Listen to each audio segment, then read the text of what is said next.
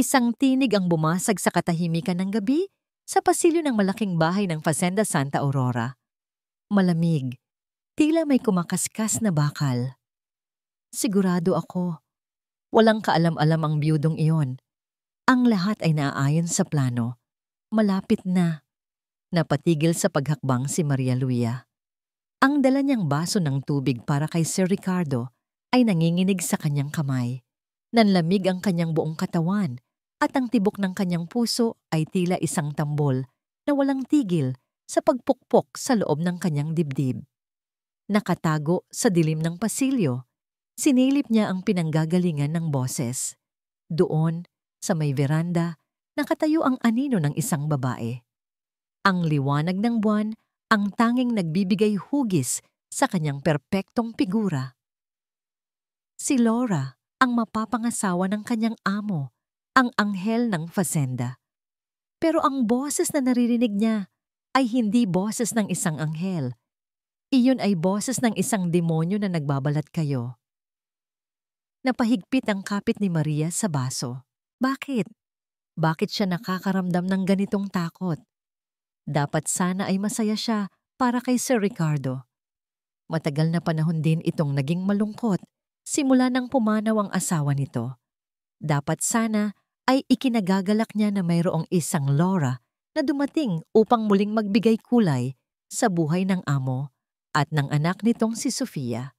Pero hindi niya kaya dahil kaninang umaga lang nasaksihan niya ang lahat. Ang araw ay nagsimula tulad ng dati, mapayapa.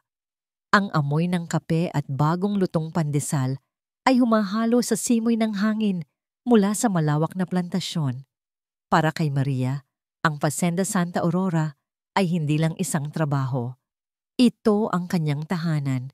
Dito na siya lumaki, tulad ng kanyang ina na nagsilbi rin sa pamilya Montero. Ate Maria, ang matamis na tawag na yon ay musika sa kanyang pandinig.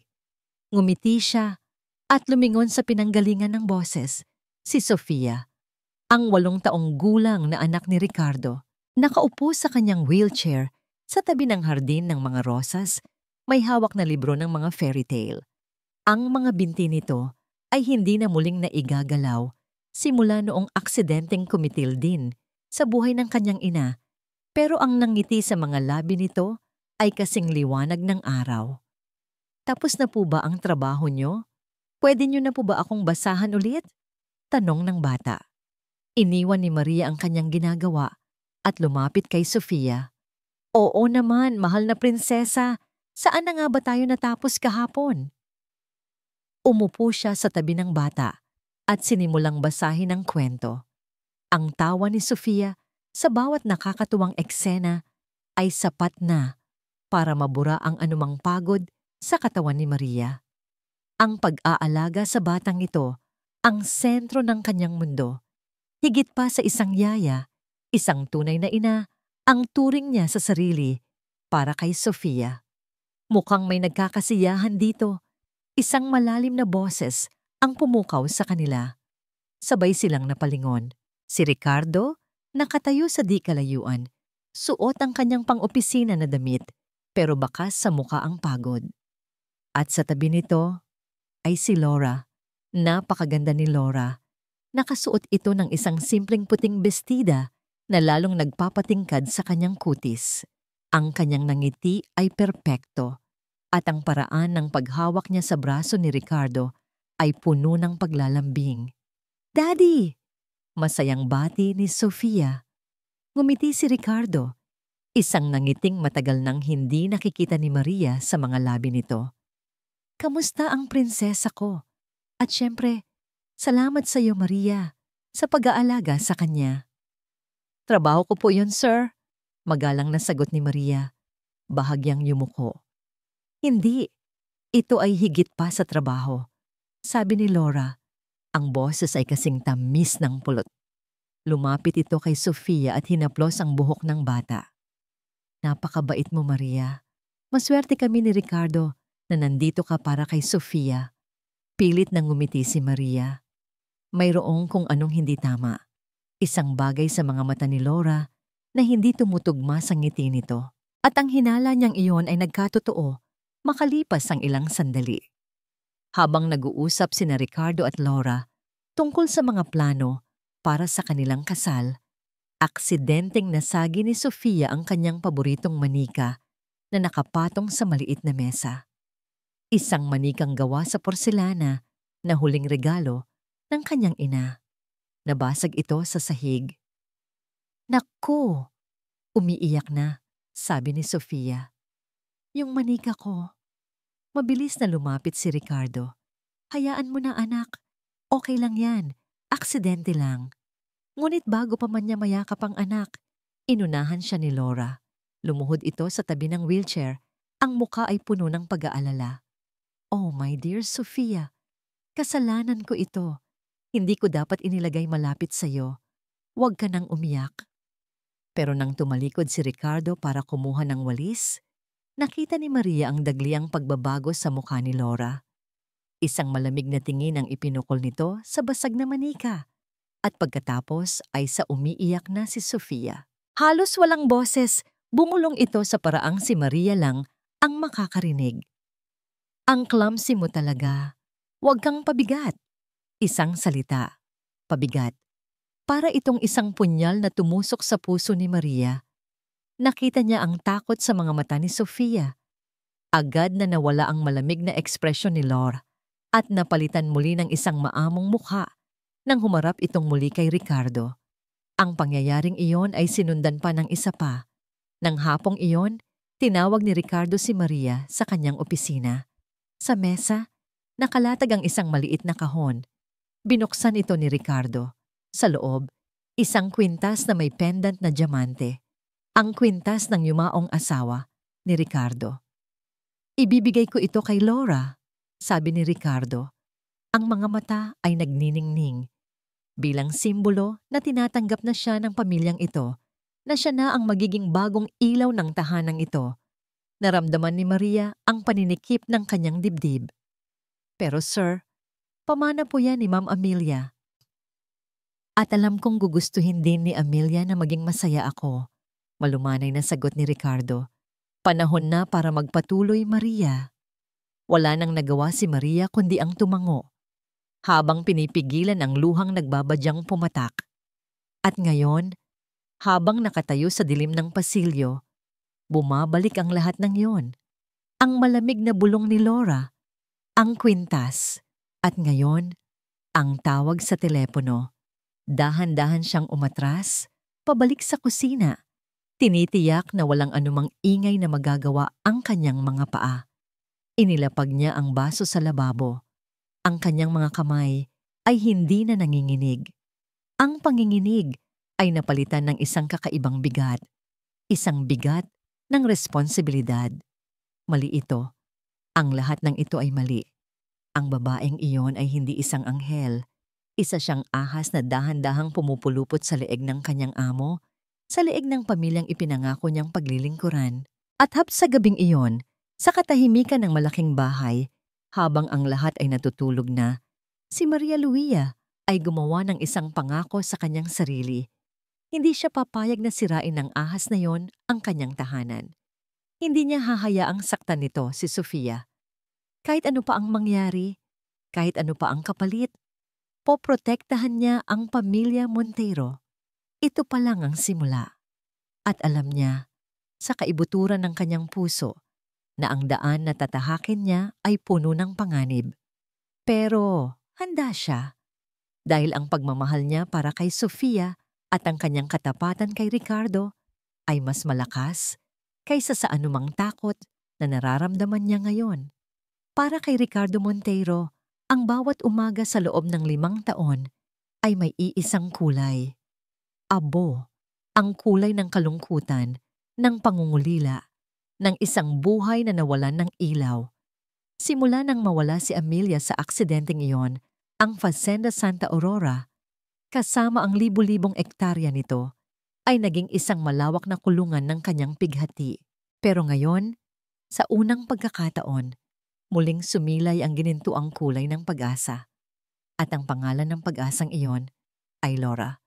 Nakaupo si Ricardo sa kanyang opisina, hawak ang isang litrato, Si Laura, nakangiti habang yakap-yakap si Sofia. Kinuha niya ang litratong iyon kahapon.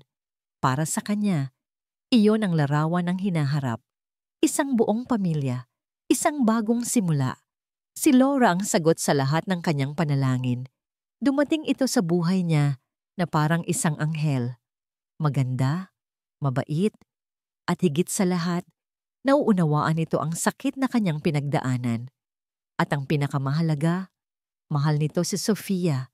Nakikita niya yon sa bawat paghaplos nito sa buhok ng kanyang anak, sa bawat ngiti na ibinibigay nito sa bata. Kaya naman nang kumatok si Maria Luisa sa pinto ng kanyang opisina kaninang umaga, handa siyang pakinggan ito. Si Maria ay higit pa sa isang kasambahay. Isa itong anino ng nakaraan, isang matapat na koneksyon sa kanyang yumaong asawa.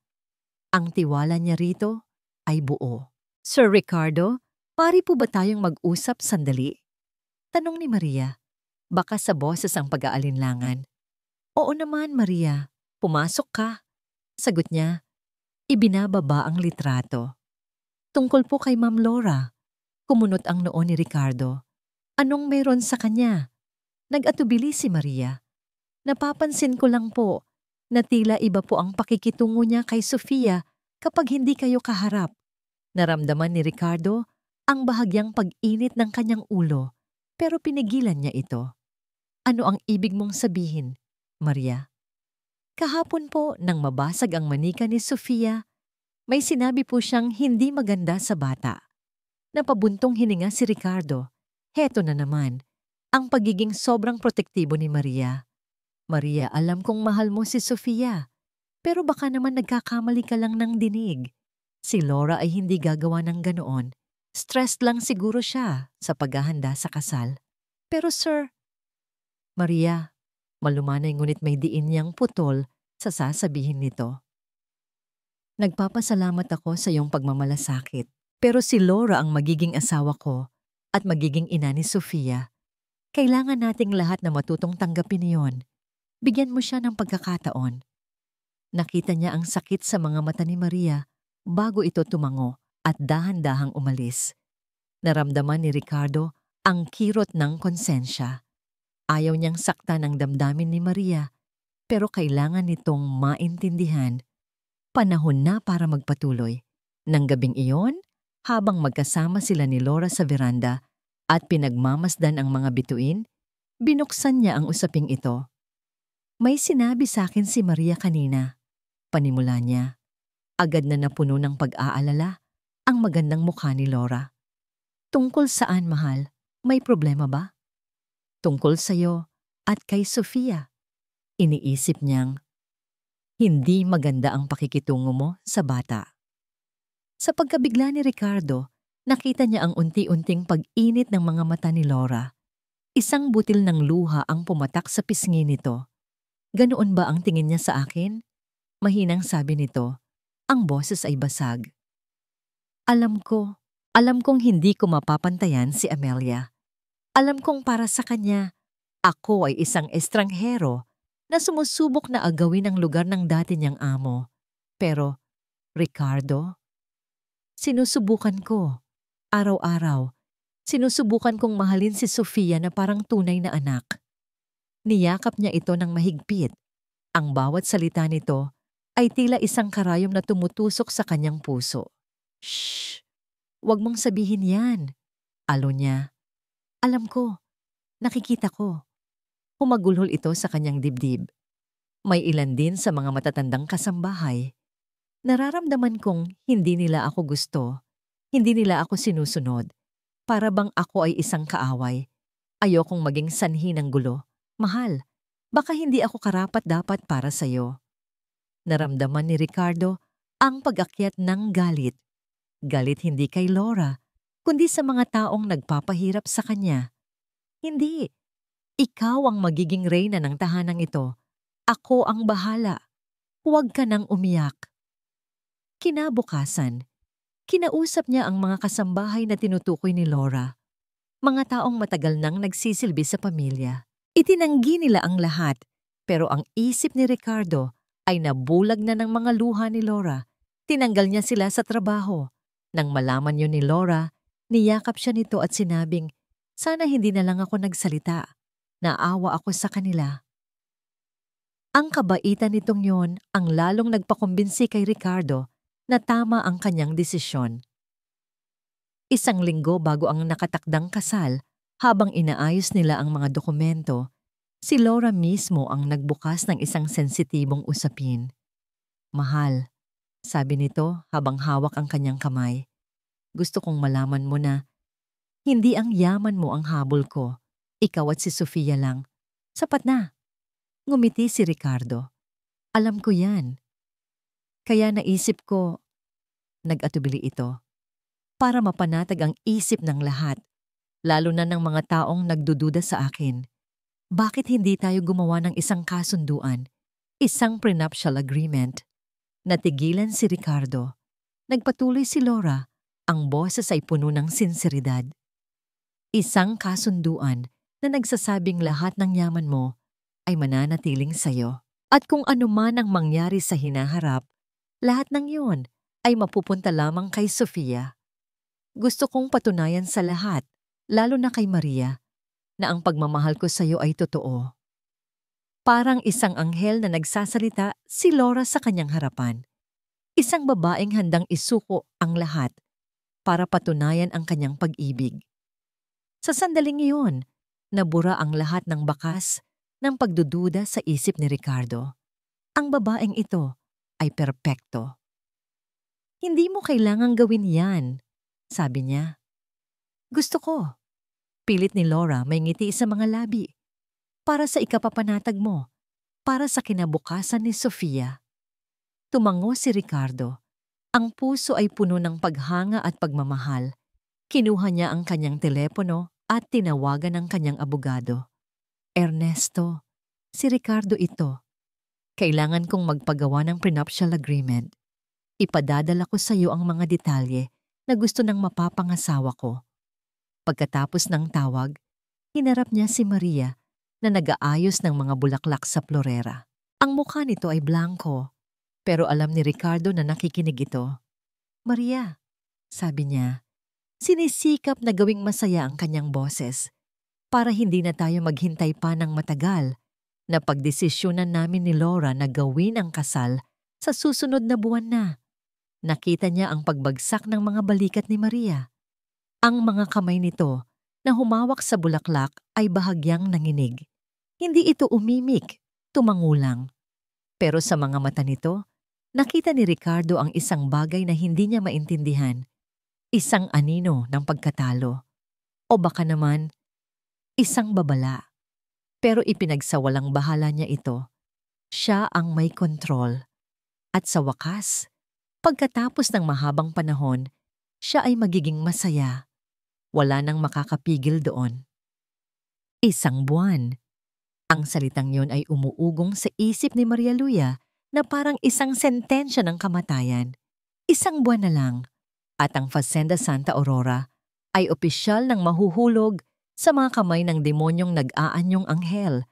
Ang bawat araw na lumilipas ay isang pagpapahirap. Nakikita niya kung paano lalong nabubulag si Sir Ricardo sa mga matatamis na salita ni Laura. Nakikita niya kung paano itong ngumingiti, isang ngiting matagal na niyang hindi nakita. Ngunit para kay Maria, ang ngiting iyon ay hindi nagdudulot ng saya, kundi ng takot.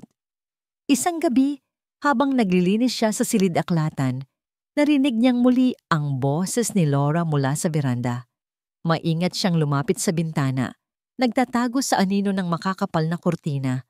Nakalimutan yata ni Laura na bukas ang bintana. May kausap na naman ito sa telepono at kahit pabulong, sapat na para marinig ni Maria. Pumayag na siya sa kontrata. Ang galing ko, di ba? Akala niya, pinoprotektahan ko ang anak niya.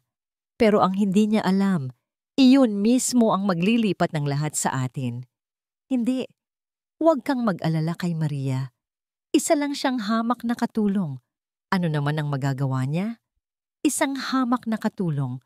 Ang mga salitang iyon ay tumatak sa puso ni Maria na parang nagbabagang bakal. Tama si Laura. Ano nga ba ang laban niya?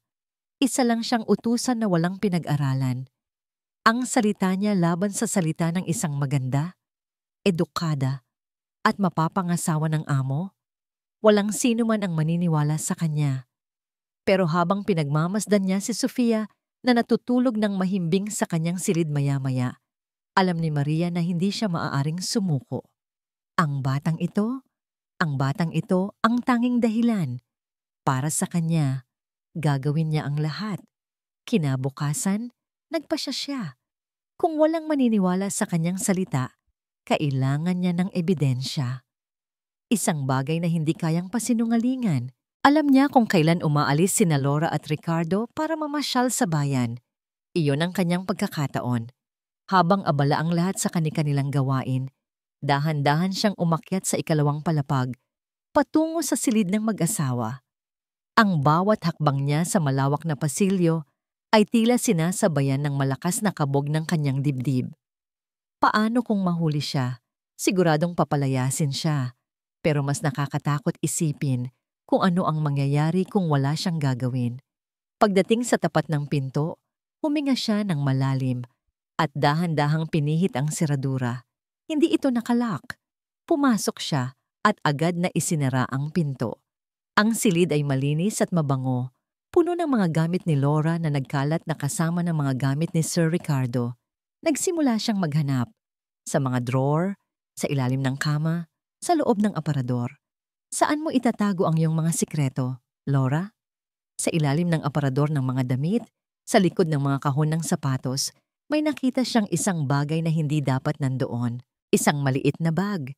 Binuksan niya ito. Sa loob, may isang cellphone. Iba sa cellphone na palaging gamit ni Laura. Ito na siguro yon. Sinubukan niyang buksan, ngunit may password.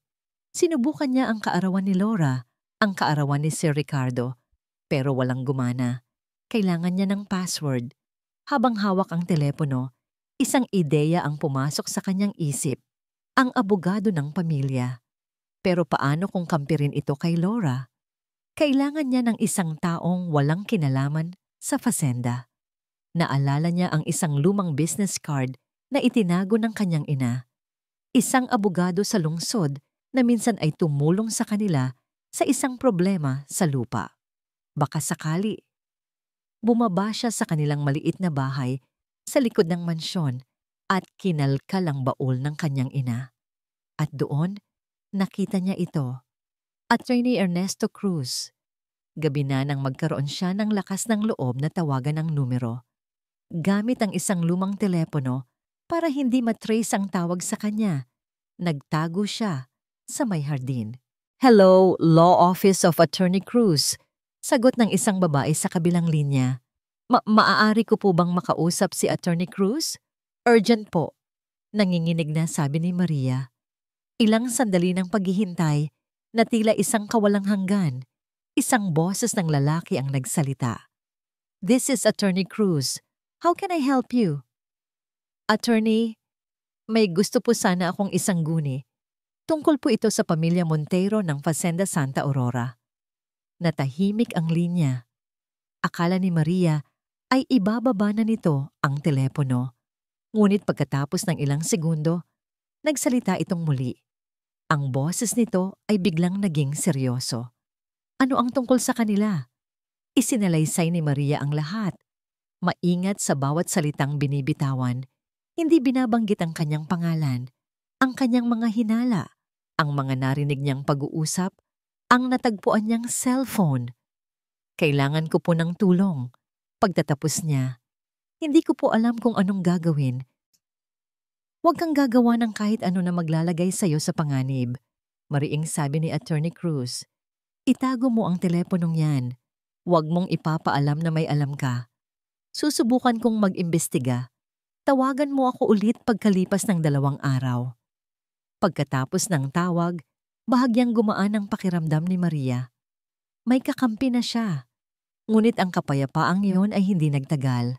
Kinagabihan, habang pabalik siya sa kanyang silid, narinig niya ang boses ni Laura na papalapit. Wala siyang mapagtaguan. Ang tanging nagawa niya ay pumasok sa pinakamalapit na silid, ang silid ni Laura. at magtago sa likod ng makapal na kurtina sa tabi ng bintana. Pumasok si Laura, hindi nag-iisa. May kausap ito sa telepono. Naka-loudspeaker. "Relax, Victor. Malinis ang pagkakatanggal ko sa mga matatandang yon. Walang nakahalata. Siguraduhin mo lang, Laura. Walang puwang para sa pagkakamali. Malapit na nating makuha ang lahat ng pinaghirapan ng mga Montero." Napatakip si Maria sa kanyang bibig para pigilan ang anumang tunog na maaring lumabas. Victor. Iyon pala ang pangalan ng lalaking nasa kabilang linya. Nakita ni Maria na kinuha ni Laura ang sikretong cellphone mula sa bag nito. Hindi, iyon ay isang bagong cellphone. Ibig sabihin ay meron pa itong isa. Ibinaba nito ang tawag kay Victor at may tinawagan na iba. Pagkatapos, kinuha ni Laura ang isa pang cellphone. Ang cellphone na natagpuan ni Maria kanina. Itinago niya ito sa ilalim ng kama. Bumalik pala ito para itago ang ebidensya. Habang nagmamasid, nakita ni Maria ang pag-type ni Laura ng password. Mabilis. Ngunit sa liwanag ng screen, naaninag ni Maria ang mga numero. 0816, ang mga numero ay tila nasunog sa kanyang isipan. 0866. Maya-maya, tumunog ang telepono ni Laura. Ang gamit nito araw-araw. Si Sir Ricardo. "Hello, mahal? Oo, papunta na ako dyan. Miss na rin kita." Ang boses nito ay bumalik sa pagiging malambing at matamis. Lumabas ito ng silid. Iniwan ang lahat ng kanyang mga sikreto sa dilim. Nang maramdaman ni Maria na ligtas nang lumabas, halos hindi siya makahinga. Kinuha niya ang cellphone sa ilalim ng kama. Itinago niya iyon sa ilalim ng kanyang damit. Hawak na niya ngayon hindi lang ang ebidensya. Hawak na niya ang susi. 8-6. Ngunit habang papalabas siya ng silid, hindi niya namalayan ng isang bagay. Isang maliit na hikaw ang nahulog mula sa kanyang bulsa at gumulong sa ilalim ng aparador. Isang maliit na pagkakamali na magiging sanhi ng malaking kapahamakan. Ang sumunod na 2 araw ay impyerno para kay Maria Luisa.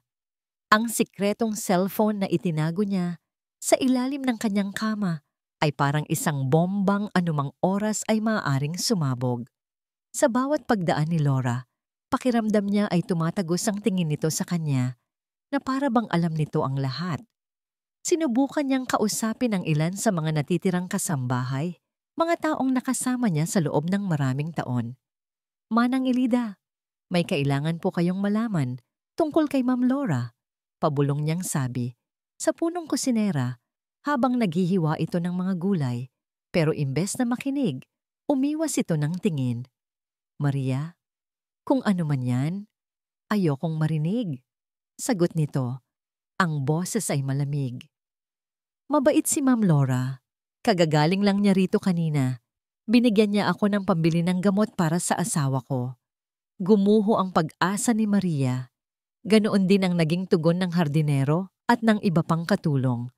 Ang lahat ay tila nabili na ng kabaitan ni Laura. Ang ilan ay binigyan ng pera, ang iba ay pinangakuan ng mas mataas na sahod kapag sila na ang ginang ng bahay. At hindi lang yon, may mga bulong-bulungan na nagsimulang kumalat. "Narinig ko, kaya raw laging malapit si Maria kay Sir Ricardo. May gusto raw kasi siya sa amo natin," sabi ng isang bagong katulong sa isa pa. Sapat na malakas para marinig ni Maria. Kaya siguro ayaw niya kay Ma'am Laura. Nagseselos? Ang bawat salita ay isang karayom na tumutusok sa kanyang pagkatao. Ginagawa siyang kontrabida sa sarili niyang tahanan. Siya ngayon ay nag-iisa. Nang araw na yon, isang bagong bisita ang dumating sa fazenda. Isang matangkad at makisig na lalaki na ipinakilala ni Laura bilang si Mr. Victor Reyes, isang consultant sa agrikultura na tutulong daw para mapalago pa ang kanilang ani. "Pleased to meet you, Sir Ricardo," sabi nito. Ang ngiti ay malapad, habang kinakamayan ang amo. Pero nang bumaling ang tingin nito kay Maria na naghahain ng kape, nawala ang ngiti. Napalitan iyon ng isang malamig at mapanuring tingin. Victor, nanlamig ang buong katawan ni Maria. Ito ang lalaking kausap ni Laura sa telepono, ang kasabwat nito. At ngayon, narito na siya sa loob mismo ng pamamahay nila. Habang nag-uusap ang tatlo sa sala, sinubukan ni Maria na maging kalmado. Ngunit nararamdaman niya ang mga mata ni Victor na nakasubaybay sa bawat kilos niya. Nang magkaroon siya ng pagkakataon, mabilis siyang pumunta sa kusina para tumawag kay Attorney Cruz. "Attorney, nandito po siya," nanginginig niyang sabi. Yung lalaking nagngangalang Victor. "Ano?" Bakas ang pagkabigla sa boses ng abogado. "Mas lalo kang mag-iingat, Maria. Ibig sabihin, nararamdaman nilang may gumagalaw laban sa kanila. Nasaan ang cellphone?" "Nasa akin pa po. Hindi ko pa po nabubuksan. Natatakot po ako." "Huwag. Huwag mo munang bubuksan. Hintayin mo ang hudyat ko. Magkita tayo bukas ng gabi sa bayan, sa lumang kapihan sa tapat ng simbahan. Mag-ingat ka." Pagkababa niya ng telepono, paglingon niya, halos mapatalon siya sa gulat. Si Victor, nakatayo sa may pintuan ng kusina, nakasandal. Ang mga braso ay nakakrus sa dibdib. Hindi niya alam kung gaano na ito katagal doon. "May problema ba, miss?" tanong nito. Tila hindi alam ang kanyang pangalan. "Maria po," sagot niya. Sinisikap na itago ang panginginig ng kanyang mga kamay. Wala po, sir. May tinawagan lang po akong kamag-anak." Lumapit ito sa kanya, dahan-dahan, na parang isang leon na papalapit sa kanyang biktima. "Maria," pag-uulit nito sa kanyang pangalan. "Maganda kang babae, Maria, at mukhang matapat ka sa iyong amo." Hindi umimik si Maria. Pero minsan, patuloy nito, ang boses ay bumaba sa isang mapanganib na bulong. Ang sobrang katapatan ay nakamamatay. Tumigil ito sa mismong harapan niya. Amoy na amoy niya ang mamahaling pabango nito. Ngunit sa ilalim niyon, may naamoy siyang panganib. "Huwag mong isuksok ang ilong mo sa mga bagay na hindi mo dapat pinakikialaman." Bulong nito. Ang mga mata ay matalim na nakatitig sa kanya.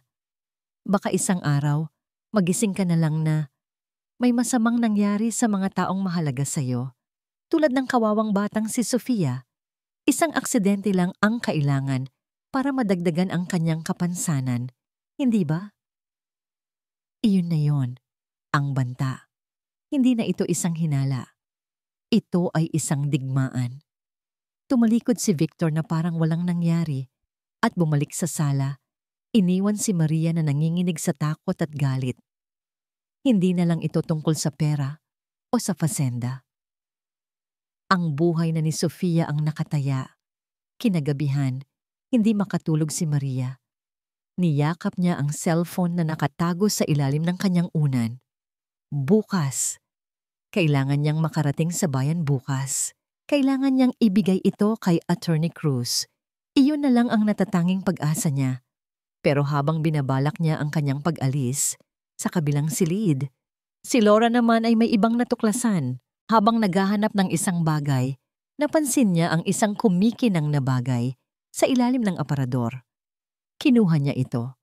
Isang hikaw, isang murang hikaw na palagi niyang nakikitang suot ng isa sa kanyang mga katulong. Isang hikaw na pagmamay-ari ni Maria Luisa. Biglang nanlaki ang mga mata ni Laura. Naalala niya ang nawawala niyang sikretong cellphone. Agad niyang tiningnan ang ilalim ng kama kung saan niya ito huling itinago. Wala na ito doon. Isang malamig na ngiti ang gumuhit sa mga labi ni Laura. "Hayop ka, Maria," bulong niya sa sarili. "Akala mo, matatalo mo ako?" Kinuha niya ang kanyang telepono at tinawagan si Victor. "Victor?" sabi niya. Ang boses ay puno ng lason. "May problema tayo. At ang pangalan niya ay Maria. Kailangan na nating tapusin ang laro niya." Kinabukasan, ang fazenda ay nababalot ng kakaibang tensyon. Ang bawat tingin ni Laura, ang bawat ngiti ni Victor, ay tila may nakatagong patalim. Alam ni Maria na alam na nila. Hindi niya alam kung paano, pero sigurado siya. Kailangan niyang makaalis. Kailangan niyang makarating sa bayan. Nagpaalam siya na bibili lang ng gamot para sa kanyang pananakit ng ulo. Isang dahilan na sana ay sapat na. Ngunit hinarang siya ni Laura sa may pintuan. Saan ka pupunta, Maria? Tanong nito. Ang boses ay matamis, ngunit ang mga mata ay nanlilisik.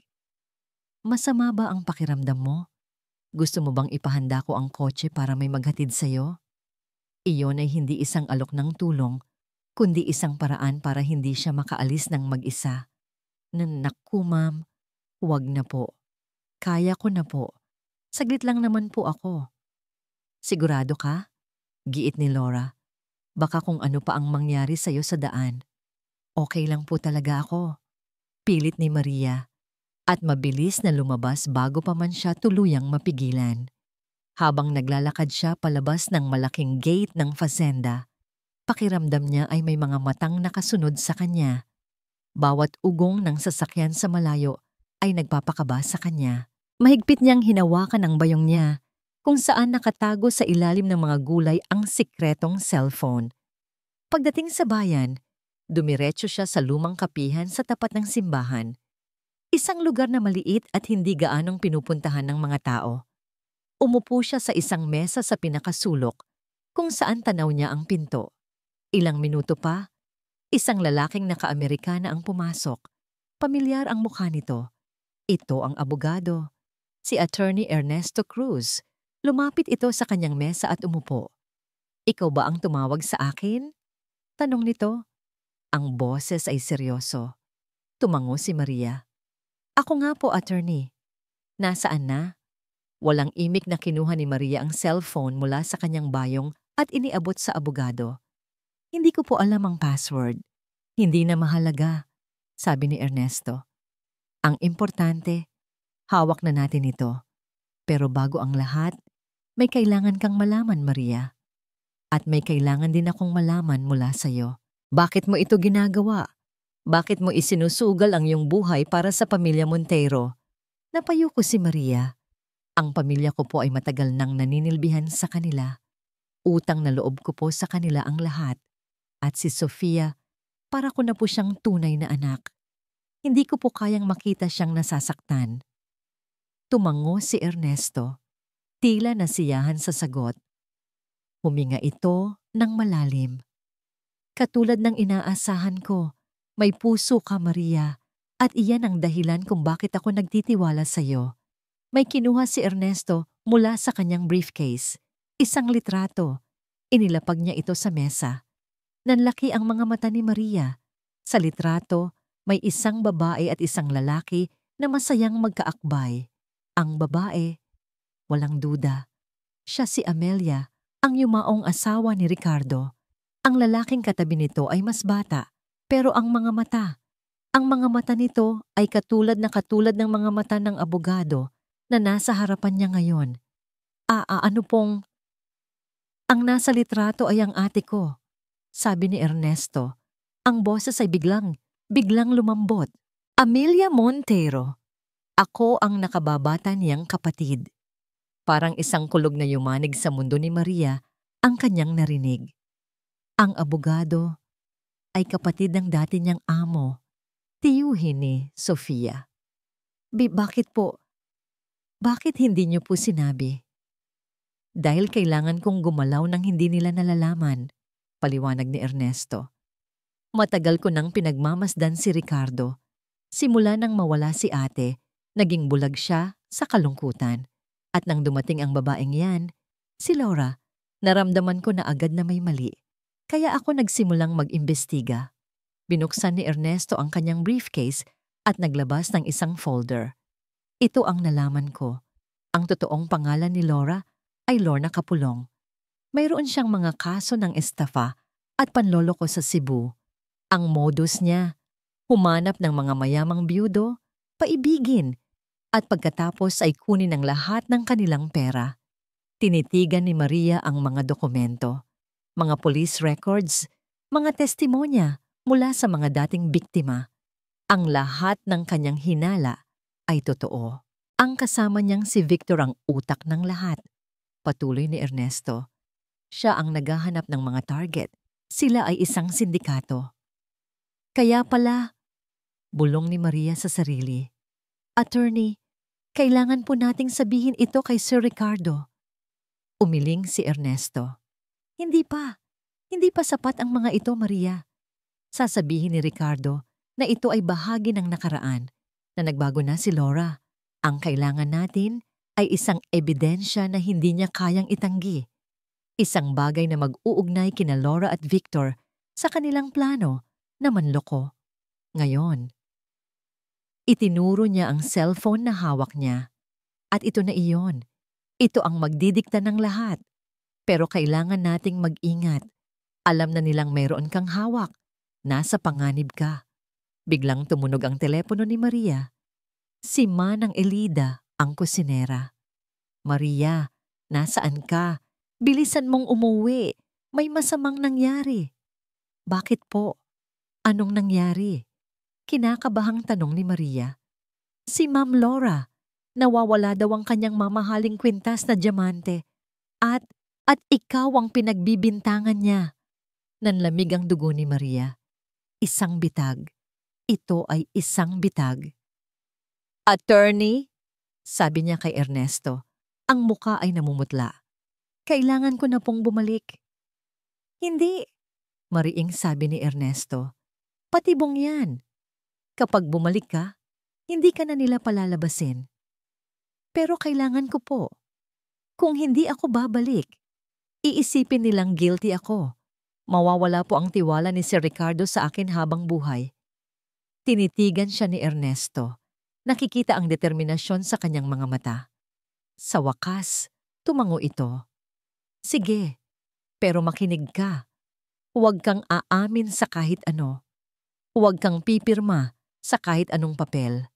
Ipagtatanggol kita. Samantala, susubukan kong buksan ng cellphone ito. Manalo lang tayo ng kaunting oras. Tumayo si Maria. Ang puso ay kumakarera. Salamat po, attorney. Salamat po. Ernesto, pagtatama nito. Mula ngayon, magkakampi na tayo. Tawagin mo akong Ernesto. Tumango si Maria at mabilis na lumabas ng kapihan. Habang naglalakbay pabalik sa pasenda, alam niyang hindi na siya babalik sa isang tahanan. Babalik siya sa isang hawla kung saan naghihintay ang mga leon para siya ay lapain. Pero ngayon, hindi na siya nag-iisa. At ang kaalamang yon ang nag-iisang apoy na nagbibigay sa kanya ng lakas. Si Laura, o mas kilala sa totoong buhay bilang si Lorna Kapulong, ay nakatayo sa harap ng salamin, pinagmamasdan ang kanyang sarili. Hinaplos niya ang mamahaling seda ng kanyang damit, isang regalong ibinigay ni Ricardo. Ngumiti siya, isang perpektong nangiti na kayang manlinlang ng kahit sinong lalaki.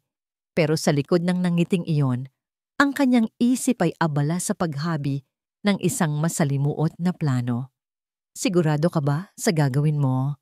Tanong ng boses ni Victor mula sa kama. Nakahiga ito roon, prente, na parang siya ang hari ng silid. Oo naman, sagot ni Laura nang hindi lumilingon. Kailangan nating alisin ang babaeng iyon. Isa siyang peste. Nararamdaman ko, malapit na siyang makasira sa lahat ng pinaghirapan natin. Ibinigay mo ba sa kanya ang pekeng impormasyon? Tumango si Laura. Sinabi ko kay Manang Elida na tumawag at sabihing ninakaw ang kwintas. Siguradong babalik ang gaga. Masyado siyang matapat sa amo niya para tumakas. At kapag bumalik na siya, simple lang. Humarap si Laura kay Victor. Isang mapanganib na kislap ang makikita sa kanyang mga mata. Gagawin natin siyang isang magnanakaw. Kapag napatunayan nating isa siyang kriminal, sino pa ang maniniwala sa kahit anong sasabihin laban sa akin? Tumawa si Victor, isang tawang walang kagalakan. Matalino. Kaya naman kita gusto. Mahal ko. Hindi lang ako matalino, sabi ni Laura. Lumapit ito kay Victor at umupo sa tabi nito. Desperado ako. Ayoko nang bumalik sa dati. Ayoko nang maging si Lorna na walang makain at laging tinatapakan. Hinaplos ni Victor ang kanyang mukha. At hindi na mangyayari iyon kapag napirmahan na ni Ricardo ang kontratang iyon. Atin na ang lahat. Ang Fazenda Santa Aurora, ang pera, ang kapangyarihan. Pagkatapos, maaari na nating isunod ang bata. Nawala ang ngiti ni Laura. Anong gagawin natin kay Sofia? Isang pang-aksidente, sabi ni Victor na parang naguutos lang ng kape. Para siguradong walang maging sagabal, para ang lahat ng yaman ay mapunta sa iyo, ang kanyang mapagmahal na madrasta. Napalunok si Laura. Minsan, natatakot siya sa katinoan ni Victor. Siya ay sakim, pero si Victor ay isang demonyo. Ngunit sa puntong ito, wala na siyang atrasan. Magkasama sila sa larong ito hanggang sa huli. Sige, pagsang-ayon niya. Pero unahin muna natin si Maria. Tumayo si Laura at kinuha ang isang napakagandang kwintas na diamante mula sa kanyang lalagyan ng alahas. Ito ang kwintas na ibinigay sa kanya ni Ricardo. Ang kwintas na pag-aari noon ni Amelia. Tinitigan niya ito nang may pagkasuklam. Nakakainis. Kailangan kong isakripisyo ang isang ito para lang sa isang hamak na katulong. Huwag kang mag-alala, sabi ni Victor. Kapag atin na ang lahat, mabibili mo ang lahat ng diamante sa buong mundo. Ngumiti si Laura. Inilagay niya ang kwintas sa isang maliit na supot na tela at maingat na itinago sa ilalim ng isang gumagalaw na baldosa sa sahig ng kanyang banyo. Isang sikretong taguan na siya lang ang nakakaalam. Pagkatapos, kinuha niya ang hikaw ni Maria na nahulog sa kanyang silid. At ito, sabi niya, ang magiging selyo sa kanyang kapalaran. Ibinigay niya ito kay Victor. Alam mo na ang gagawin mo. Tumango si Victor, kinuha ang hikaw at lumabas ng silid. Pagkalipas ng ilang minuto, bumalik ito. Maayos na, sabi niya. Nasa ilalim na ng kama niya. Perpekto, sabi ni Laura. Sakto namang may kumatok sa pinto. Si Ricardo. Mahal, narinig ko ang balita. Huwag kang mag-alala. Hahanapin natin ang kwintas mo, sabi nito. Ang mukha ay puno ng pag-aalala. Agad na nagbago ang anyo ni Laura. Ang kanyang mukha ay napuno ng pighati. Niyakap niya si Ricardo at nagsimulang umiyak ng malakas. Ricardo? Nawawala ang kwintas. Humahagulgol niyang sabi, ang kwintas na ibinigay mo, ang simbolo ng pagmamahal mo. Sino ang gagawa nito? Galit na tanong ni Ricardo. Umiling si Laura. Pinupunasan ng kanyang mga peking luha. Ayokong magbintang, mahal. Pero, si Maria, siya lang ang pumasok dito sa silid natin kaninang umaga para maglinis bago siya umalis at kumikilos siya ng kakaiba nitong mga nakaraang araw. Nakita ni Laura ang pag-aalinlangan sa mga mata ni Ricardo. Kailangan niya itong kumbinsihin. Tingnan mo ito, sabi niya. Umiiyak pa rin. Kanina, habang hinahanap ko ang kwintas, may nakita ako sa ilalim ng kama. Inilahad niya ang kanyang palad. Naroon ang isang kapares ng hikaw ni Maria na kinuha niya mula sa silid ng dalaga kanina. Hindi ba't ito ang hikaw ni Maria? Tinitigan ni Ricardo ang hikaw. Ang pag-aalinlangan sa kanyang mga mata ay unti-unting napalitan ng pagkalito at pagkatapos ng galit. Hindi niya magagawa ito, mahinang sabi ni Ricardo, pero kahit siya ay hindi na sigurado sa kanyang sinasabi. Sana nga hindi, mahal, sabi ni Laura, yumakap muli sa kanya. Pero kailangan nating malaman ang totoo para sa kapayapaan ng loob nating lahat. Sakto namang may sumigaw mula sa ibaba. Sir Ricardo, bumalik na po si Maria. Nagkatinginan sina Laura at Ricardo. Hinawakan ni Laura ang kamay ng kanyang mapapangasawa. Kausapin mo siya, mahal, bulong niya. Alamin natin ang katotohanan. Habang bumababa sila ng hagdan, isang nangiti ng tagumpay ang sumilay sa mga labi ni Laura. Nakahanda na ang bitag. at ang kawawang daga ay kusa nang pumasok dito. Ang paglalakad mula sa malaking gate ng pasenda pabalik sa mansyon ang pinakamahabang paglalakad sa buong buhay ni Maria Luya. Ang bawat hakbang ay tila may bigat na 1 tonelada. Ang bawat mukha ng mga kasamahan niyang nadadaanan ay tila nanghuhusga. Ang dating tahanan ay isa na ngayong korte at siya ang nasasakdal. Pagpasok niya sa malaking pinto, naroon na silang lahat. Ang mga kasambahay ay nakayuko sa isang tabi. Si Laura, nakatayo sa tabi ni Ricardo, ang mukha ay puno ng pighati. Ang mga mata ay namumugto sa pekeng pag-iyak. At si Ricardo, ang kanyang amo, ang lalaking pinaglingkuran niya ng buong katapatan. Ang mukha nito ay isang maskara ng pagkalito, sakit, at dahan-dahang namumuong galit. Maria, sabi ni Ricardo, ang boses ay mababa at kontrolado, ngunit ramdam ni Maria ang panginginig doon. Saan ka galing? Sa sabayan po, sir. Bumili lang po ng gamot. Sagot ni Maria. Sinisikap na panatilihing matatag ang kanyang boses. Nawawala ang kwintas ni Laura.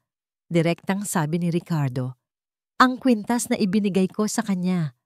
Ang kwintas ni Amelia. Naramdaman ni Maria ang panunuyo ng kanyang lalamunan. Wala po akong alam dyan, sir. Pinapangako ko po. Talaga ba? Singit ni Laura, ang boses ay basag. Pero ikaw lang ang pumasok sa silid namin kaninang umaga, Maria. At ito. Ipinakita ni Laura ang isang hikaw sa kanyang palad. Hindi ba't sa'yo ito? Nakita ko ito sa ilalim ng kama, malapit sa lalagyanan ko ng alahas. Tinitigan ni Maria ang hikaw. Oo, sa kanya iyon. Pero paano? At sa kanya naalala. Ang pagkahulog nito sa silid ni Laura nang magtago siya. Paano mo ipapaliwanag ito, Maria? Tanong ni Ricardo. Ang boses ay tumaas na. Sir, maniwala po kayo sa akin. Pagmamakaawa ni Maria, ang mga luha ay nagsisimula nang mamuo sa kanyang mga mata. Tumingin siya ng diretso sa mga mata ng kanyang amo. Hindi po ako magnanakaw. Kilala niyo po ako. Simula pagkabata, nagsilbi po ako sa inyo. Hindi ko po kayang gawin ang ibinibintang niyo sa akin. Ang kanyang mga salita ay tila umabot sa puso ni Ricardo. Nakita ni Maria ang bahagyang paglambot ng ekspresyon nito, ang pag-aalinlangan. Malapit na niya itong makumbinsi. Ngunit si Laura ay isang mas magaling na artista. Bigla itong napahawak sa kanyang dibdib, humihingal, na tila hirap na hirap sa paghinga. Hindi ko na kaya ito. Ricardo? At sa isang iglap, nawalan ito ng malay. Bumagsak sa mga braso ni Ricardo. Laura! Laura! Sigaw ni Ricardo, puno ng pag-aalala. Ang lahat ay nagkagulo. Dinala ni Ricardo si Laura sa sofa. Si Victor, na kanina pa tahimik na nanonood sa isang tabi, ay mabilis na lumapit at kunwari tumutulong. Tubig! Kumuha kayo ng tubig! Sigaw ni Victor. Ang eksena ay perpekto. Ang atensyon ng lahat, lalo na ni Ricardo, ay bumalik kay Laura, ang biktima. Ang sandali ng pagdududa ni Ricardo kay Maria ay nawala. Napalitan ng galit. Nang bahagyang magkamalay si Laura, bumulong ito. Ang kwintas, mahal, ang alaala ni Amelia. Iyon na ang huling patak. Tumingin si Ricardo kay Maria. Ang kanyang mga mata ay nag-aapoy na sa galit. Tapos na ang pag-uusap. Mga gwardiya, halugugin ninyo ang silid ni Maria. Sir, huwag po. Sigaw ni Maria, pero wala nang nakikinig. 2 gwardiya ang mabilis na umakyat sa hagdan. Naiwan si Maria sa sala, nakatayo. Tila isang kriminal na naghihintay ng kanyang hatol. Ang bawat segundo ay isang pagpapahirap. Mula sa kanyang kinauupuan, minulat ni Laura ang kanyang mga mata ng bahagya at binigyan si Maria ng isang mapanuyang ngiti. Isang ngangiting si Maria lang ang nakakita. Pagkalipas ng ilang minuto na, tila isang kawalang hanggan, bumaba ang mga gwardya. Hawak ng isa sa kanila Ang isang bagay na kumikinang, ang nawawalang kwintas na diamante. "Nahanap po namin ito, sir," sabi ng gwardiya. Nakatago po sa ilalim ng mga damit sa kanyang aparador. Isang kasinungalingan. Alam ni Maria na hindi niya itinago yun doon. May naglagay. Isa sa mga kasambahay na nabili ni Laura, ngunit wala nang saysay ang lahat. Ang ebidensya ay naroon na. Gumuho ang mundo ni Maria Luisa. Tumingin siya kay Ricardo. Ang mukha nito ay hindi na mabasa. Isang malamig, blankong pader. "Sir," iyon lang ang salitang lumabas sa kanyang bibig. Isang basag na bulong. Dahan-dahang lumapit si Ricardo sa kanya. Ang bawat hakbang nito ay mabigat. Inaasahan ni Maria ang isang sigaw, isang sampal, kahit ano, ngunit wala. Tumigil ito sa harapan niya at sa isang boses na kasing lamig ng yelo, sinabi nito ang mga salitang dumurog sa kanyang puso ng pira-piraso. "Hindi ko akalain na magagawa mo ito, Maria, sa lahat ng tao. Ikaw pa. Pinagkatiwalaan kita. Pinagkatiwalaan ka ng pamilya ko. Hindi ko na alam kung ano pa ang sasabihin ko sa iyo." Tumalikod ito at bumalik sa tabi ni Laura. Ang katahimikan sa sala ay mas mabigat pa kaysa sa pinakamalakas na sigaw. Para kay Maria Luisa, ang bawat paghinga ay isang pakikibaka. Ang hangin ay tila nauubos at ang mga pader ay unti-unting lumalapit para durugin siya. Paalisin niyo na siya. Ang utos ni Ricardo ay binigkas ng walang emosyon, ngunit ang bawat salita ay tumama kay Maria na parang isang malakas na sampal. Hindi ito maaari. "Ricardo, mahal, baka naman dapat natin siyang isuplong sa pulis?" Malambing na mungkahi ni Laura na ngayon ay maayos na at nakaupo sa sofa, hawak ang recuperated na kwintas. Pagnanakaw yon. Umiling si Ricardo, hindi tumitingin kay Maria. "Huwag na. Ayokong palakihin pa ang iskandalo. Sapat ng parusa na alisin siya sa pamamahay na ito." Tumingin siya sa hepe ng mga gwardiya. "Bigyan niyo siya ng huling sahod niya.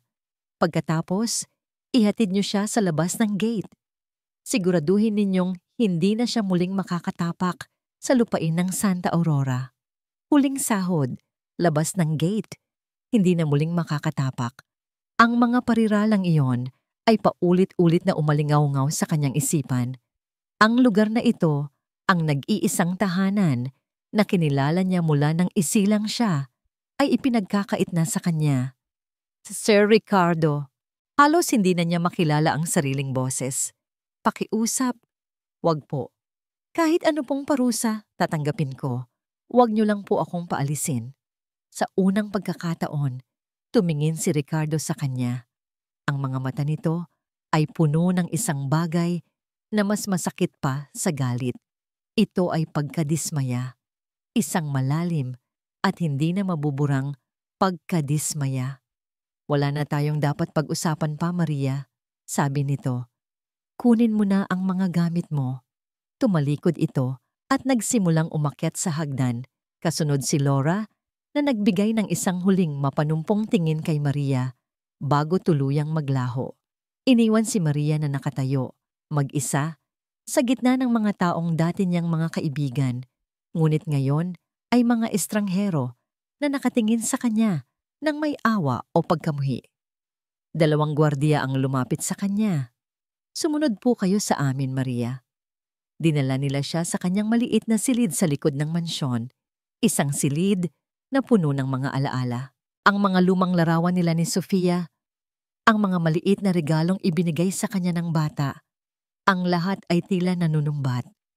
Nanginginig ang mga kamay niya habang inilalagay ang iilang damit sa isang maliit na bag. Hindi niya alam kung saan siya pupunta. Wala siyang ibang pamilya, wala siyang ibang kilalang buhay. Ngunit may isang bagay na mas masakit pa sa pag-alis. Si Sofia. Paano niya iiwan ng bata? Paano niya iiwan si Sofia sa mga kamay ng isang halimaw na tulad ni Laura? Maari ko po bang makita si Sofia? Kahit sandali lang, para lang po magpaalam. Pagmamakaawa niya sa gwardiya. Nagkatinginan ng dalawang gwardiya, bakas ang awa sa kanilang mga mukha, ngunit umiling ang isa. Pasensya na, Maria. Mahigpit na utos ni Sir Ricardo. Bawal ka nang lumapit pa sa bata. Ang salitang bawal ay ang huling dagok na tuluyang sumira sa kanya. Napaluhod siya sa sahig, humahagulgol. Ang kanyang mga balikat ay nanginginig sa bawat hikbi. Lahat ay nawala. Ang kanyang trabaho, ang kanyang tahanan, ang kanyang dignidad, at ang pinakamahalaga sa lahat, ang batang itinuring niyang anak. Ilang sandali pa, pinatayo siya ng mga gwardiya at sinamahan palabas. Habang naglalakad sila sa hardin, sa di kalayuan, natanaw niya si Sofia.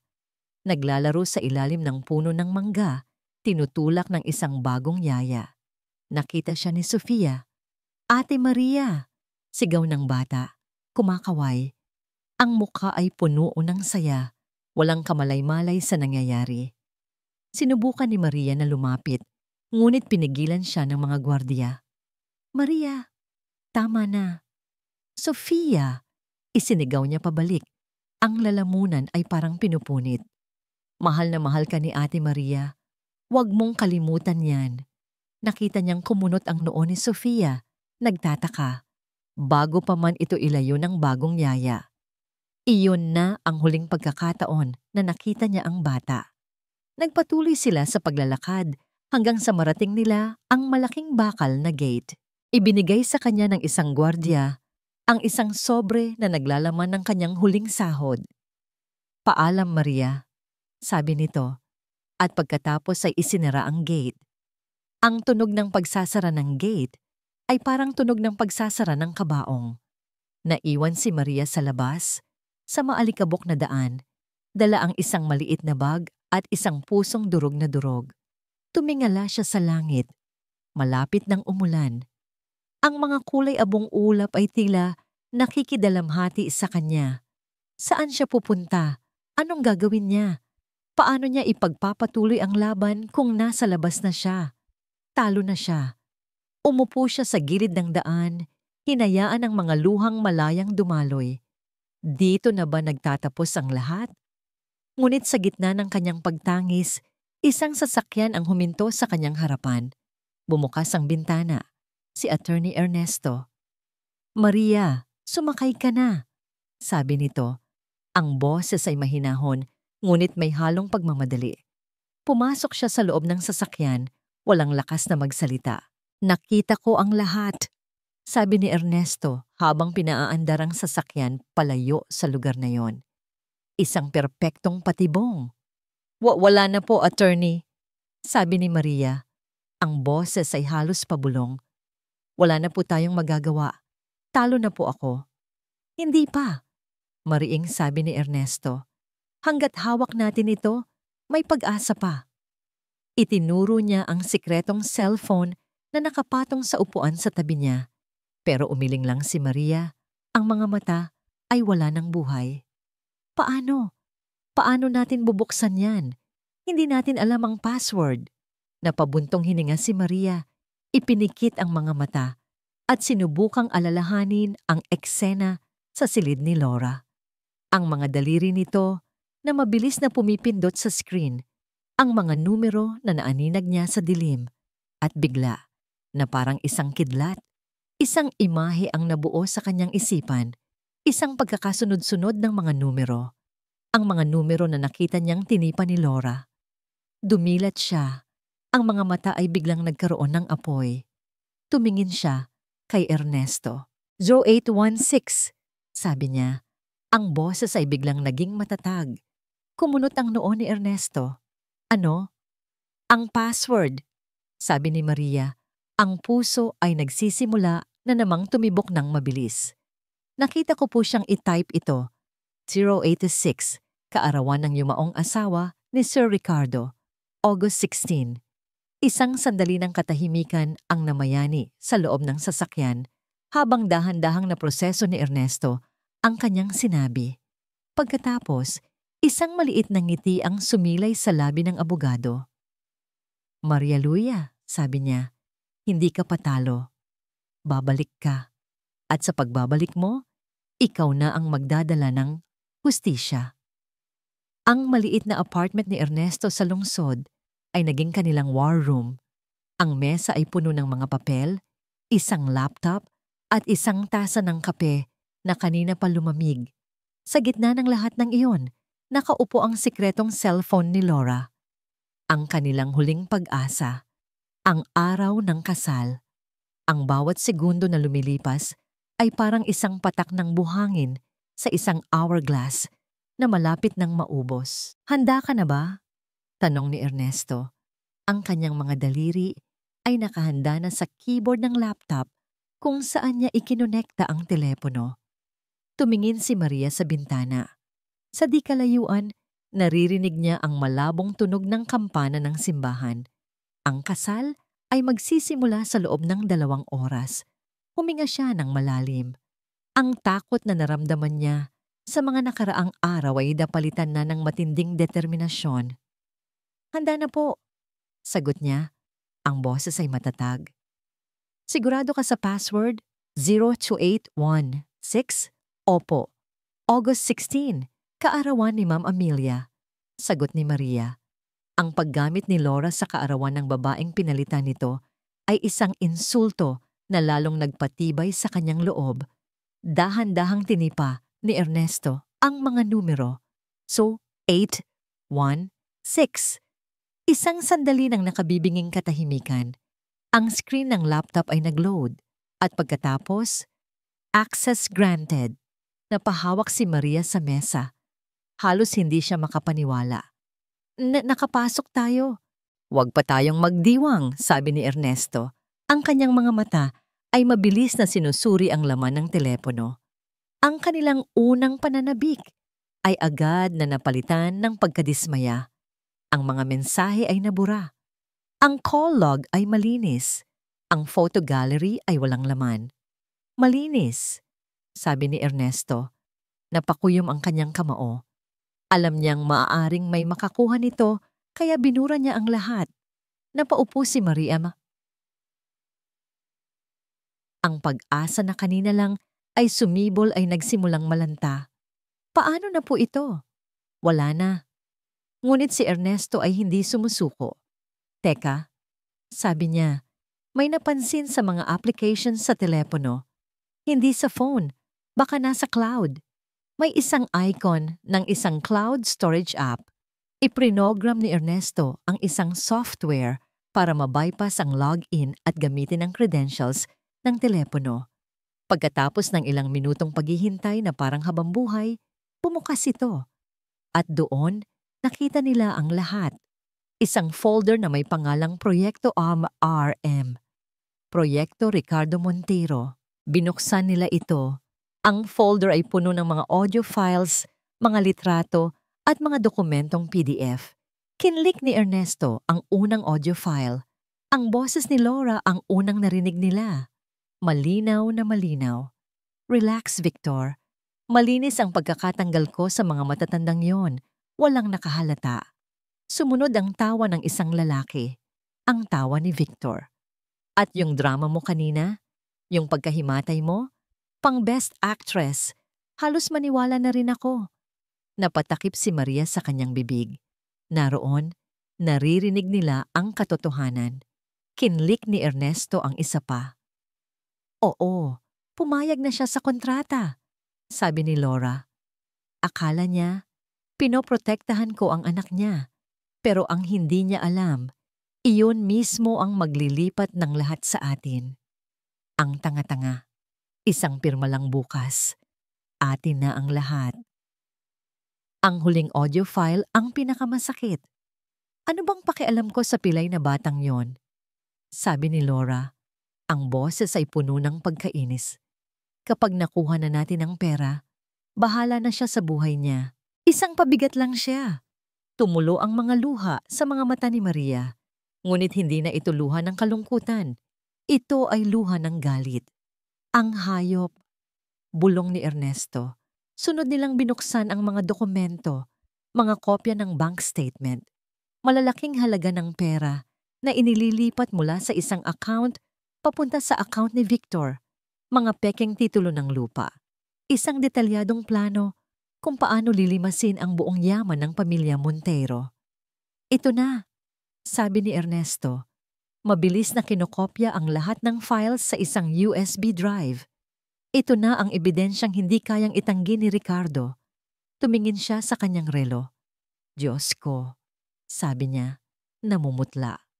Ang kasal. 10 minuto na lang at magsisimula na. Wala nang usapan. Mabilis silang kumilos. Kinuha ni Ernesto ang susi ng kanyang kotse at ang USB. Sumunod si Maria. Ang puso niya ay kumakarera na parang isang kabayong walang preno. Ang biyahe papunta sa simbahan ay isang eksena mula sa isang pelikula. Bawat pulang ilaw sa trapiko ay isang kaaway. Bawat mabagal na sasakyan sa kanilang harapan ay isang balakid. Bilisan niyo po, attorney, sigaw ni Maria, nakatingin sa tore ng simbahan na unti-unti nang lumalapit. Sa isip ni Maria nakikita niya ang lahat. Si Ricardo, nakatayo sa altar, guwapo sa kanyang suot na barong Tagalog, ngunit ang mga mata ay may bakas ng kalungkutan. Si Sofia, sa kanyang wheelchair, nakatingin sa kanyang ama, naghahanap ng isang ina.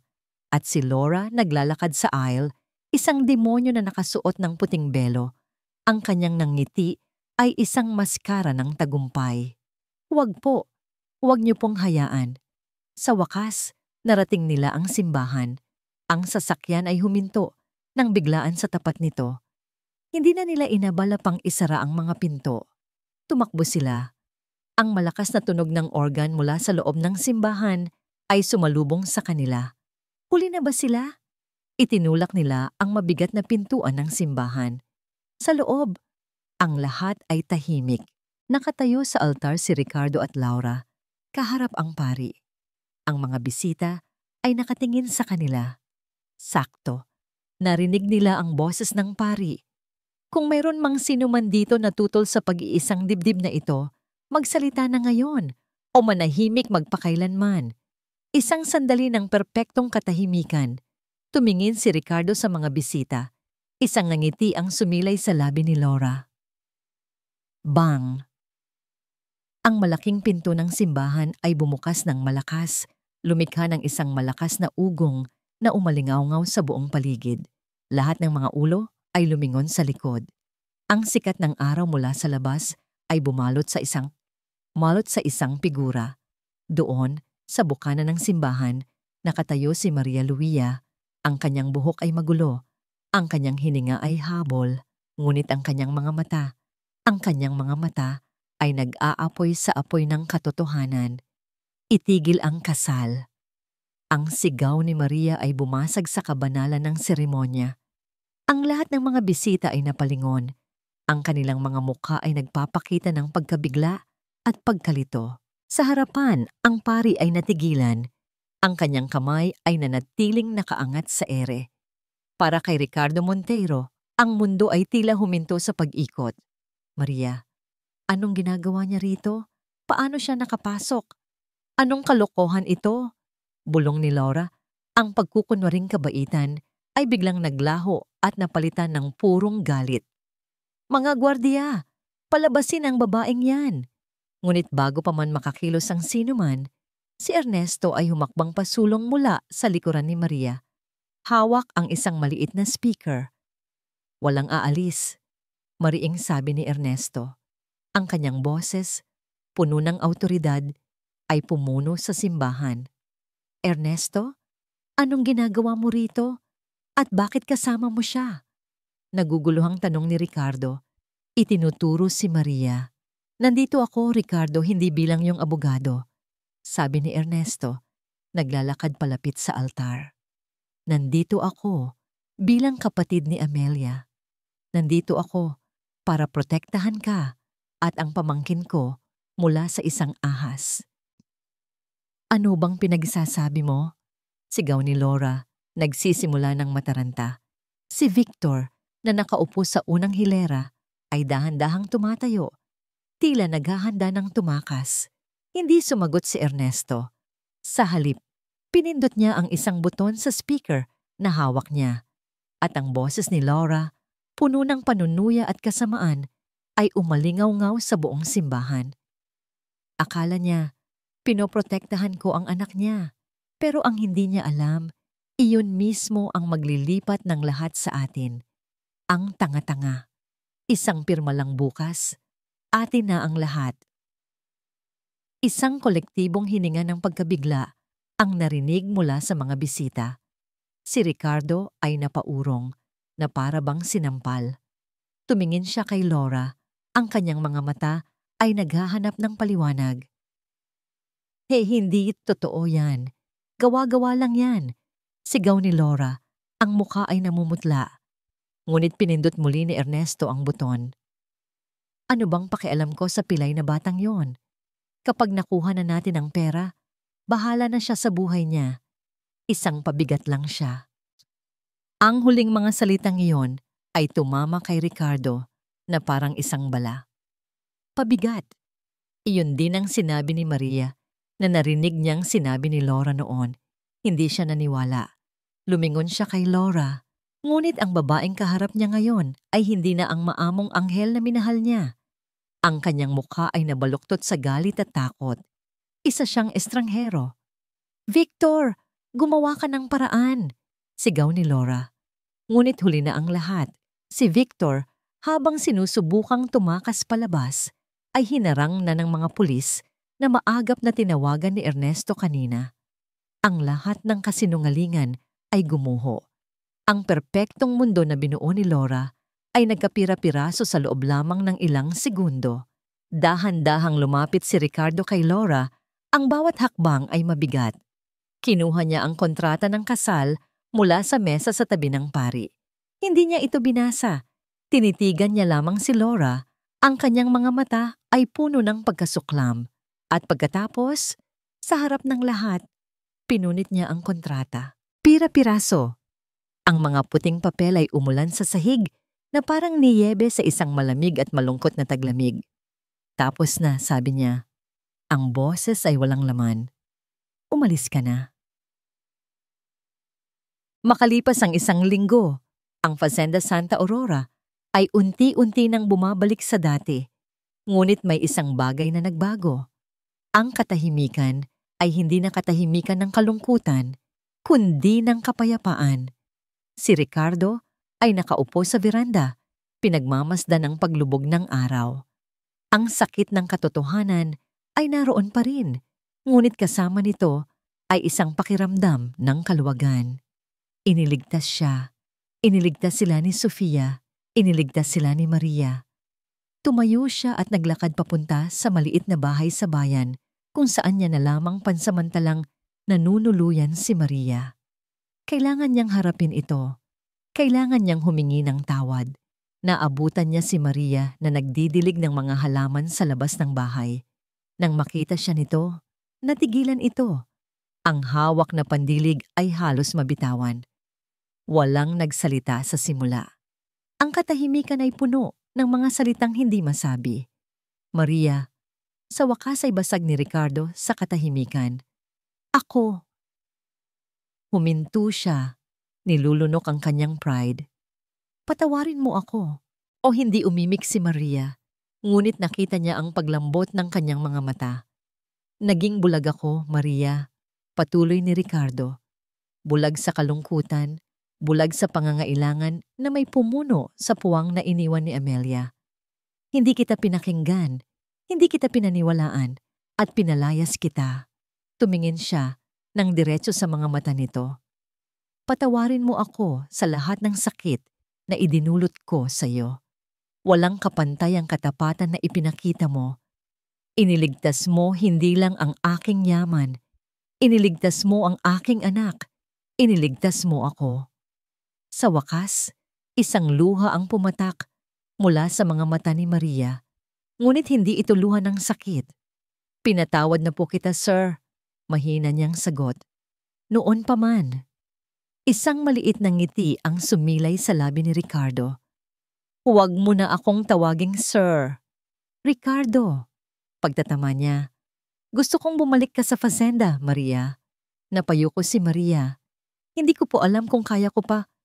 Hindi bilang isang kasambahay. Putol ni Ricardo. Lumapit siya. Dahan-dahan. Hanggang sa magkalapit na sila. Hinawakan niya ang mga kamay nito. Bumalik ka bilang pamilya. Bilang kasama ko sa pagpapalaki kay Sofia. Bilang kasama ko sa pagbuo ng isang bagong simula. Ang tagal kong naghahanap ng ilaw sa kung saan-saan. Bulong niya. Hindi ko namalayan. Narito ka lang pala sa tabi ko. Ikaw pala ang ilaw na matagal ko nang kailangan. Tumingala si Maria. Ang kanyang mga mata ay puno ng mga luhang hindi na napigilan. Sa mga mata ni Ricardo, wala na siyang nakitang amo. Ang nakita niya ay isang lalaking nasaktan, isang lalaking natuto, isang lalaking nag-aalay ng kanyang puso. At sa unang pagkakataon, hinayaan ni Maria ang kanyang sarili na tanggapin ang isang bagay na matagal na niyang itinago, ang pag-ibig. Tumango siya, isang maliit na tango na nangangahulugan ng lahat. Kinabukasan, habang ang araw ay sumisikat sa Fazenda Santa Aurora, may isang pamilyar na eksena sa hardin ng mga rosas. Si Ricardo itinutulak ang wheelchair ni Sofia at sa tabi nila, naglalakad si Maria. Ang kanilang mga kamay ay magkahawak. Ate Maria, sabi ni Sofia, nakatingala sa kanya. Dito ka na po ba titira ulit? Ngumiti si Maria, isang ngangiting abot hanggang sa kanyang mga mata. Oo, mahal. Dito na ako. Hindi na ako aalis. At habang sabay-sabay nilang pinagmamasdan ng bagong umaga, alam nilang lahat na ito ang katotohanan. Ito ang kanilang bagong simula. Isang pamilyang binuo hindi ng dugo, kundi ng katapatan, ng pagpapatawad, at ng isang pag-ibig na napatunayang mas matibay kaysa sa anumang kasinungalingan. Use arrow up and arrow down to select a turn, enter to jump to it, and escape to return to the chat. 5 taon ang lumipas. Ang Fazenda Santa Aurora ay mas masigla at mas mayaman kaysa dati. Ang mga dating kulay abong hardin ay namumulaklak na ngayon sa iba't ibang kulay ng rosas, alaga ng isang bagong ginang na ang pagmamahal ay ramdam sa bawat sulok ng lupain. Sa veranda kung saan minsang tumayo ang anino ng kasinungalingan, nakaupo ngayon ang isang masayang pamilya. Si Ricardo Monteiro, ang mga guhit sa kanyang muka ay hindi nagguhit ng kalungkutan, kundi ng kaligayahan, ay nagbabasa ng isang pahayagan. Sa bawat sandali, sumusulyap siya sa kanyang tabi kung saan nakaupo ang kanyang asawa, si Maria Luisa Monteiro. Hindi na siya ang mahiyain at takot na kasambahay. Si Maria ngayon ay isang babaeng puno ng kumpiyansa. Ang kanyang nangiti ay nagbibigay liwanag sa buong mansyon. Ang kanyang pagmamahal at talino ang naging susi sa muling pagbangon, hindi lang ng fazenda, kundi ng mga puso ng lahat ng nakatira dito. Inay! Isang tinig ang tumawag mula sa hardin. Napangiti si Maria. Bakit anak? Mula sa hardin, tumatakbong papalapit si Sofia. Ang dating batang palaging nasa wheelchair ay isa ng ngingamong magandang dalagita. Salamat sa walang sawang pag-aalaga ni Maria at sa sunod-sunod na therapy na ipinagkaloob ni Ricardo. Nagmilagro ang kanyang mga binti. Hindi man perpekto ang kanyang paglakad. Sapat na ito para maramdaman niya ang kalayaan. Tingnan niyo po, sabi ni Sofia. May daladalang isang basket na puno ng mga bagong pitas na gulay. Handa na po para sa lulutuin nating tinola mamaya. Napakasipag naman ng prinsesa ko, sabi ni Ricardo. Ibinababa ang kanyang pahayagan at ginulo ang buhok ng anak. Siyempre po, itay. Mana po sa inay. Sagot ni Sofia at pagkatapos ay yumakap ng mahigpit kay Maria. Sa yakap na yon, naramdaman ni Maria ang lahat. Ang bawat pagsubok, bawat luha, bawat panganib na kanyang hinarap ay nagkakahalaga. Ang lahat ay umakay sa kanya sa sandaling ito. Ricardo? Mahinang sabi ni Maria, habang nakayakap pa rin si Sofia sa kanya. Naalala mo pa ba nung una kong sinabi sa'yo ang tungkol kay Laura? Tumingin si Ricardo sa malayo, sa abot tanaw ng kanilang lupain. Oo, sagot niya. At habang buhay kong pagsisisihan na hindi kita pinaniwalaan agad. Umiling si Maria at hinawakan ang kamay ng asawa. Huwag mong isipin iyon. Siguro, kailangan nating pagdaanan ng dilim na yon para mas makita natin ang liwanag ngayon. Ngumiti si Ricardo. Tama ka. At ikaw, sabi niya. Tinititigan si Maria ng may buong pagmamahal. Ikaw ang liwanag na yon. Mahal ko. Ikaw ang ilaw ng Fazenda Santa Aurora. Ikaw ang ilaw ng buhay namin. Pinisil ni Maria ang kanyang kamay. Walang salita ang kailangan. Sa mga mata nila sa ngiti ni Sofia, sa bawat hininga ng mapayapang hangin, naroon ang kanilang kwento. Isang kwento ng katapatan na mas matibay kaysa sa anumang kasinungalingan. Isang kwento ng pag-ibig na kayang lampasan ang anumang estado sa buhay. Isang kwento na nagpapatunay na ang tunay na halaga ng isang tao ay hindi nasusukat sa kanyang yaman, kundi sa kadalisayan ng kanyang puso. At sa paglubog ng araw, habang ang ginintoang liwanag ay bumabalot sa buong lupain, ang pamilya Montero ay magkakasamang pinanood ito. Ang kanilang mga puso ay puno ng pasasalamat para sa bagong simula na kanilang itinayo mula sa abo ng nakaraan. Ang Fazenda Santa Aurora ay muling naging isang tahanan,